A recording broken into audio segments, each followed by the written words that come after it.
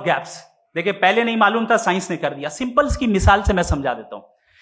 जिस गैप्स की आप बात कर रहे हैं ना, साइंस उन गैप्स को जिन चीज के जरिए भी प्रूव करेगा वो कॉन्टिंजेंट ही होगा। अब चाहे वो फोर्स हो, मैटर हो या एनर्जी हो। लिहाजा सवाल हमारा उस वक्त भी वैलिड होगा जब तक कि आप नेसेसरी बीइंग पे ना आ जाएं, और इन्फिनिट रिग्रेस पॉसिबल नहीं है of causes in practical world, तो जाहिर है कहीं रुकना पड़ेगा। जहां रुकेंगे वही खुदा है। दूसरी चीज, आपने ये कहा, क्या कह रहा था मैं, किस पॉइंट को?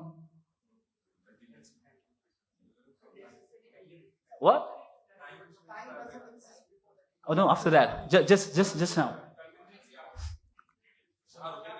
हाँ, जहां रुकेंगे वही खुदा है। बहरहाल, तो टाइम का जिक्र हो गया, गॉड ऑफ गैप, सॉरी या इसकी एक मिसाल आप ले लें।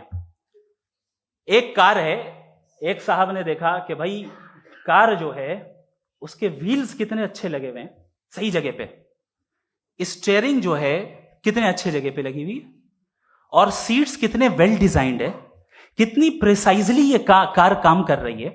तो जरूर कोई ना कोई इसे क्रिएट किया है, किसी ने क्रिएट किया है। अब जावेद साहब आए और कहे अरे जनाब बोनेट खोलिए, इसमें इंजन है, इंजन इस कार को चला रहा है, hence prove no one has created the car. This is illogical, this is irrational. आपने इंजन के जरिए उस गैप को तो साबित किया, लेकिन क्या उससे कार की जो क्रिएशन है और उसका जो क्रिएटर है ये इम्पॉसिबल हो जाए? ऐसा पॉसिबल है? उसका सवाल खत्म हो जाए, ऐसा पॉसिबल है? नहीं। आपने गैप्स को फिल करके, कॉन्टिंजेंट चीजों से गैप्स को फिल करके हमारे ऑब्जर्वेशन को और ब्रॉड कर दिया। अब हमें और पता चल गया कि ये जो कार है इसका सिस्टम कितना ज्यादा कॉम्प्लेक्स है। पहले कम समझते थे, अब कॉम्प्लेक्सिटी और ज्यादा वाज़ेह हो गई। अब हमें समझ में आ रहा है कि हमारी सर्टेनिटी और बढ़ गई कि जरूर इस कार को किसी ना किसी ने बनाया। यही मामला यूनिवर्स का है। साइंस हमेशा फिजिकल वर्ल्ड की चीजों को ही फिल करती जाएगी और फिजिकल चीजों से ही करती जाएगी, क्योंकि एम्पिरिकल एविडेंस का ताल्लुक फिजिकल वर्ल्ड से है।